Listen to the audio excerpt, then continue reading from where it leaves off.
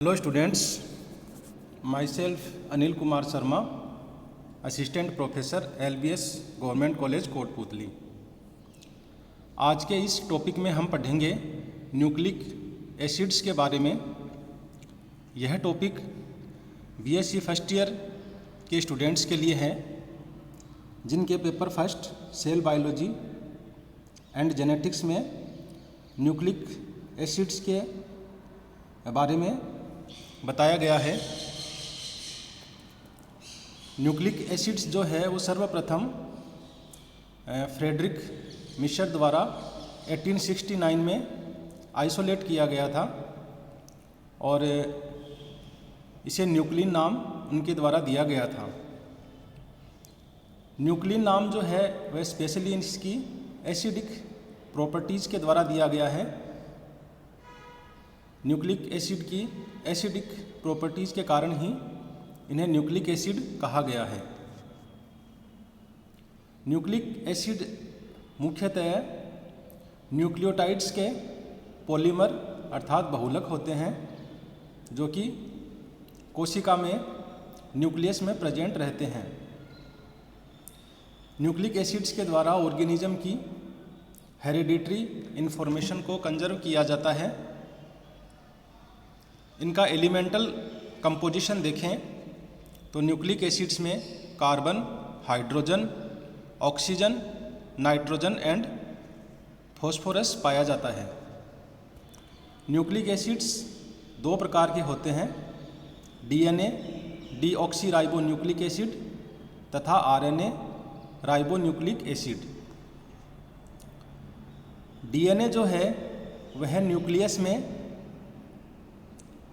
कुछ मात्रा में माइटोकॉन्ड्रिया और क्लोरोप्लास्ट में भी पाया जाता है, जबकि RNA है वह कोशिका में साइटोप्लाज्म में, इसके अलावा न्यूक्लियस में हर जगह मौजूद रहता है। न्यूक्लिक एसिड की स्ट्रक्चर देखें तो न्यूक्लिक एसिड जो मुख्यतया न्यूक्लियोटाइड्स के पॉलीमर होते हैं अर्थात ये पॉलीन्यूक्लियोटाइड्स कहलाते हैं, जिनका मेन बिल्डिंग ब्लॉक मुख्य निर्माणकारी इकाई न्यूक्लियोटाइड्स होते हैं। Nucleotides are energy rich compounds that drive metabolic process in cell, serve as chemical signals, key links in cellular systems that respond to hormones and other extracellular stimuli. Each nucleotide is formed by 3 units: phosphate, sugar and nitrogenous base. Nucleotide की structure हम देखें तो nucleotide में 3 component पाए जाते हैं: sugar, nitrogenous base and phosphate. Phosphoric acid जो है जो कि न्यूक्लियोटाइड में पाया जाता है, इसका मॉलिक्यूलर फॉर्मूला H3PO4 होता है, जिसमें 3 मोनोवेलेंट हाइड्रोक्सिल ग्रुप और एक डाइवेलेंट ऑक्सीजन एटम पाया जाता है। यह सभी पेंटावेलेंट फॉस्फोरस एटम से जुड़े हुए रहते हैं। न्यूक्लियोटाइड्स में पाई जाने वाली शुगर 5 कार्बन कीटो शुगर होती है जो कि पेंटोज कहलाती है। DNA में डीऑक्सीराइबोस शुगर पाई जाती है, जबकि RNA में राइबोस शुगर पाई जाती है। दोनों ही शुगर जो है वह फ्यूरेनोज फॉर्म में पाई जाती है। Pentose sugar ribose and deoxyribose phosphoric acid के साथ एस्टर बॉन्ड के द्वारा लिंक रहती है, जो कि फॉस्फोडाइएस्टर बॉन्ड कहलाता है। डायग्राम में हम राइबोस एंड डीऑक्सीराइबोस शुगर जो हैं उनका फॉर्मूला देख पा रहे हैं।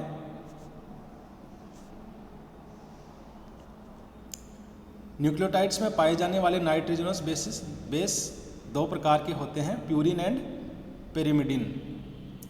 प्यूरिन जो है वह 2 प्रकार के होते हैं, एडेनिन एंड गुआनिन, जबकि पेरिमिडिन डेरिवेटिव्स हैं वह थायमिन, साइटोसिन तथा आरएनए में यूरेसिल प्रकार के होते हैं। इस डायग्राम में हम प्यूरिन्स एंड पैरामिडिन की स्ट्रक्चर को, मोलिकुलर स्ट्रक्चर को देख पा रहे हैं। Nucleosides, what are nucleosides? When ribose or 2-deoxyribose sugar is combined with purine or pyrimidine bases forms nucleosides। अर्थात जब राइबोज या डीऑक्सीराइबोज शुगर जो पेंटोज शुगर हैं वह नाइट्रोजिनस बेस प्यूरिन अथवा pyrimidine के साथ कंबाइन होती हैं तो जो मॉलिक्यूल बनता है वह न्यूक्लियोसाइड कहलाता है। The sugar phosphate backbone. The nucleotides are all oriented in the same direction। सभी न्यूक्लियोटाइड जो हैं वह पॉलीन्यूक्लियोटाइड बनाते समय एक ही डायरेक्शन में ओरिएंटेड रहते हैं। यहाँ पर जो फॉस्फेट ग्रुप है वह शुगर के 3rd कार्बन से ज्वाइन होता है। इसके अलावा दूसरी तरफ यही फॉस्फेट ग्रुप दूसरी शुगर के 5th कार्बन से कंबाइन होता है। इनके बाद इसमें जो नाइट्रोजिनस बेस हैं वह ऐड किए जाते हैं। The bases are attached to the 1st carbon of the sugar. Their order is important, it determines the genetic information of the molecule. Deoxy ribonucleic acid और DNA, every living organism contains DNA। It is a material of inheritance discovered in 1960 by Franklin, Watson and Crick। Series of experiment and concluded that DNA is the genetic material present in the nucleus of cell। Franklin, Watson और क्रिक के द्वारा 1960 में DNA को खोजा गया था। कई प्रकार के एक्सपेरिमेंट उन्होंने किए थे जिनके द्वारा उन्होंने यह कंक्लूजन निकाला कि सेल में पाए जाने वाले न्यूक्लियस में जेनेटिक मटेरियल के रूप में सभी लिविंग ऑर्गेनिजम्स में डीएनए मौजूद रहता है। Human DNA contains 3 million deoxyribonucleotide residue and contain 25,000 genes. Human DNA में लगभग 3 मिलियन डीऑक्सीराइबोन्यूक्लियोटाइड रेसिड्यू पाए जाते हैं तथा लगभग 25,000 प्रकार की जीन्स का निर्माण ह्यूमन डीएनए में होता है।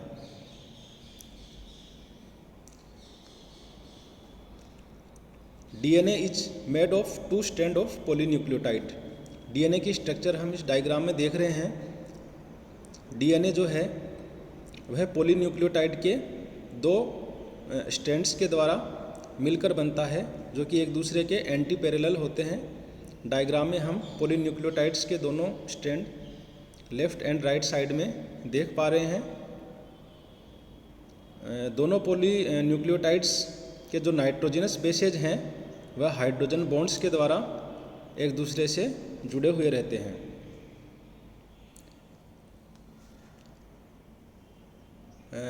DNA is made of 2 strands of polynucleotide। The sister strand of the DNA molecule run in opposite direction anti-parallel। They are joined by the bases। Each base is paired with a specific partner। Adenine is always paired with thymine and guanine is always paired with cytosine। The bases are joined by hydrogen bonds। यह DNA का double helix model जो कि 1953 में Watson and Crick के द्वारा प्रतिपादित किया गया था। Structure of DNA can be understood in terms of 3 levels of structure. DNA की स्ट्रक्चर को हम 3 लेवल में समझ सकते हैं। Primary structure refers to the sequence of its nucleotide residues. Secondary structure it pertains to the helix formed by 2 DNA strands। and tertiary structure refers to the 3-dimensional shape arises from supercoiling where double helix is being twisted into compact shape। Cell में पाए जाने वाले different प्रकार के DNA की जो different forms हैं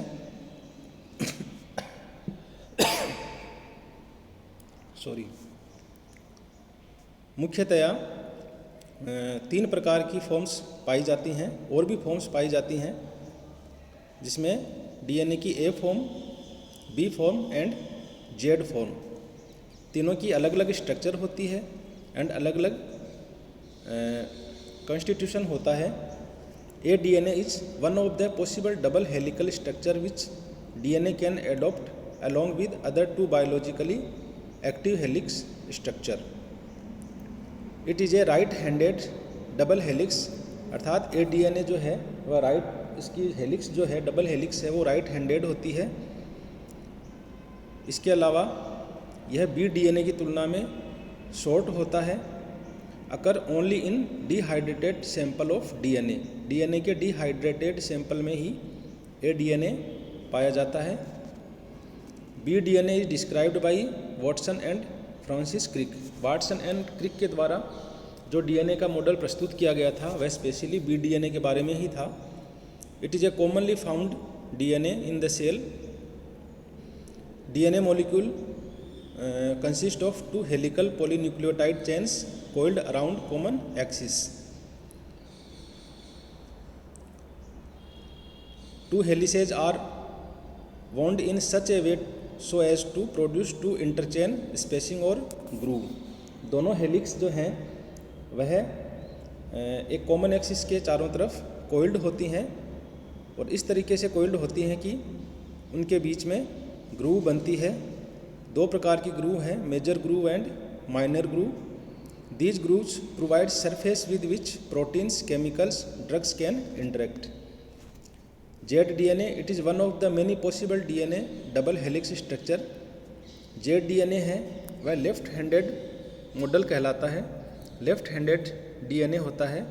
इसके अलावा ये जिगजैग मैनर में इसकी बैकबोन की स्ट्रक्चर पाई जाती है, इसी कारण इसे ZDNA नाम दिया गया है। It is discovered by Rich, Northam and Wong in 1984 and it has anti-parallel strands as BDNA, अर्थात BDNA की तुलना में यह एंटी-पैरेलल स्ट्रैंड होता है और BDNA की तुलना में यह उससे लंबा एंड पतला भी होता है। इस चार्ट में हम DNA की A form, B form and Z form में कंपैरिजन देख पा रहे हैं। आरएनए, दूसरा न्यूक्लिक एसिड जो कि सेल्स में पाया जाता है वह है RNA, ribonucleic acid. Like DNA, it is a long unbranched macromolecules consisting of nucleotide joined by 3 to 5 phosphodiester bond. DNA की तरह यह भी एक अनब्रांच्ड मैक्रोमोलिक्यूल होता है जो कि न्यूक्लियोटाइड्स का बहुलक होता है। The number of ribonucleotides in RNA ranges from as few as 75 to many thousand. RNA में राइबोन्यूक्लियोटाइड्स की संख्या 75 से लेकर कुछ थाउजेंड तक पाई जाती है। इस डायग्राम में हम RNA की स्ट्रक्चर को देख पा रहे हैं। RNA की स्ट्रक्चर में जो है पॉलीन्यूक्लियोटाइड का सिंगल स्ट्रैंड ही पाया जाता है, डबल स्ट्रैंड नहीं पाया जाता। दूसरा अंतर आरएनए में डीएनए की बजाय ये होता है कि डीएनए में जो नाइट्रोजनस बेस है वहाँ पर थाइमिन पाया जाता है, जबकि यहाँ थाइमिन के स्थान पर यूरेसिल पाया जाता है। Structure of RNA is similar to DNA, both are sugar phosphate polymers and both have nitrogen containing bases attached, but there are 3 difference between them. RNA contains a different monosaccharides residue called ribose sugar. RNA contains the bases adenine, guanine, cytosine and uracil instead of adenine, guanine, cyanine and thymine. अर्थात DNA में जो nitrogenous bases हैं वह adenine, guanine, thymine and cytosine पाए जाते हैं, जबकि RNA में थाइमिन के स्थान पर यूरेसिल पाया जाता है। And third difference is RNA exist as a single strand instead of a double strand. DNA जो है वह पॉलीन्यूक्लियोटाइड्स का डबल स्ट्रैंड होता है, जबकि RNA सिंगल स्ट्रैंड के रूप में ही पाया जाता है।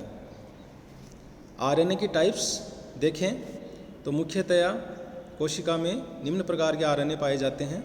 मैसेंजर आरएनए जिसे एमआरएनए भी कहा जाता है, हेटेरोजीनस न्यूक्लियर आरएनए जिसे एचएनआरएनए भी कहा जाता है, ट्रांसफ़र आरएनए और टीआरएनए, राइबोसोमल आरएनए अर्थात rRNA, small nuclear RNA snRNA, small nucleolar RNA snoRNA, small cytoplasmic RNA and transfer messenger RNA अर्थात टीएमआरएनए।